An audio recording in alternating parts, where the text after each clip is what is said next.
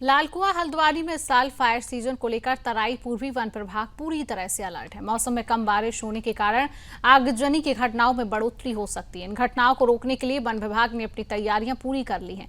विभाग ने 2 ब्लॉकों में फायर वॉचरों की तैनाती की है और रेंज स्तर पर विशेष टास्क फोर्स का गठन भी किया है।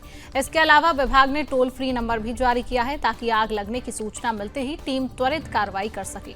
विभाग ने उप प्रभागीय वनाधिकारी अनिल कुमार जोशी ने बताया कि 15 फरवरी से 15 जून तक फायर सीजन रहता है और इस दौरान विभाग पूरी तरह से मुस्तैद है। उन्होंने कहा है कि इस बार तैयारी को पहले से बेहतर तरीके से किया गया है, जिसमें क्रू स्टेशन और आउटसोर्स कर्मचारियों की तैनाती की गई है। विभाग ने क्षेत्रीय लोगों को आगजनी के प्रति जागरूक किया है और जनता से सहयोग की अपील की है। अब देखना यह है कि इस बार विभाग कितनी सफलतापूर्वक इन घटनाओं से निपट पाता है और लोगों का कितना सहयोग मिलता है। जंगलों से लगने वाली आग के चलते लोगों से लेकर पर्यावरण को काफी नुकसान झेलना पड़ रहा है। तो चलिए ग्राफिक्स के जरिए हम आपको ये भी बताते हैं।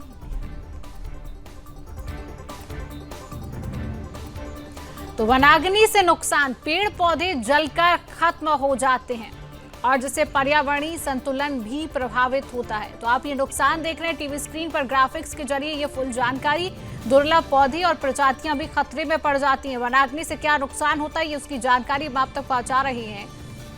जहां पर जानवरों के लिए भी आवास जगह खत्म हो जाती है। अगर वनाग्नि होती है तो जानवरों के लिए आवास जगह खत्म हो जाती है, जिससे इन जीवों की संख्या में भी कमी हो सकती है।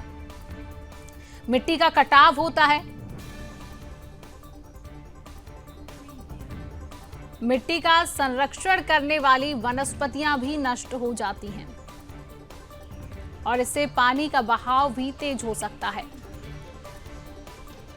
जिससे मिट्टी का कटाव बढ़ सकता है। तो वनाग्नि से ये नुकसान हम आप तक पहुंचा रहे हैं कि जिससे बाढ़ और भूस्खलन का भी खतरा बढ़ता है। अगर वनाग्नि होती है तो बाढ़ और भूस्खलन का खतरा बढ़ जाता है, आर्थिक नुकसान हमें झेलना पड़ता है, आर्थिक नुकसान होता है, वन संसाधनों की भी हानि हमें देखने को मिलती है, वन संसाधनों की हानि होती है और पर्यटन उद्योग पर भी इसका बड़ा असर पड़ता है।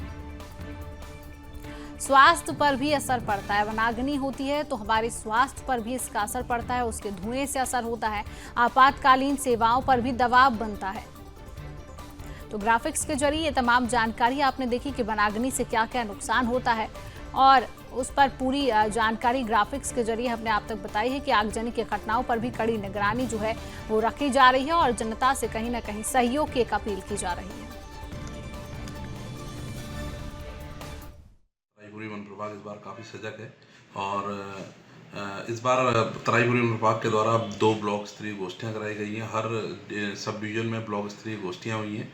इसके अलावा हर रेंज में फायर ड्रिल हुई है और समस्त वन कर्मियों को ट्रेनिंग दी गई है और वाचर 15 फरवरी से वन विभाग के द्वारा समस्त रेंजों में तैनात कर दिए गए हैं।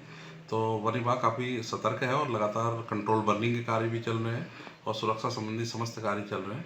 तो वन विभाग की तैयारियां अच्छी हैं। उम्मीद है कि इस बार कम से कम आग लगे और वन विभाग बहुत जल्दी से जल्दी, अगर कहीं आग लगती है तो ऐसी स्थिति में बहुत जल्दी दुर्घटनाओं पर काबू पाया जा सकता है। हाँ, इसमें इस समय जो ट्रेनिंग हुई थी रेंज स्तरीय और ब्लॉक स्तरीय जो हमारी एक कार्यशाला हुई थी, उसमें समस्त जो आसपास के NGO हैं और जो ग्रामीण स्तरीय हैं जो कि फॉरेस्ट एरिया के चारों तरफ रहते हैं, उन लोगों को बुलाया गया था, ग्राम प्रधानों को बुलाया गया था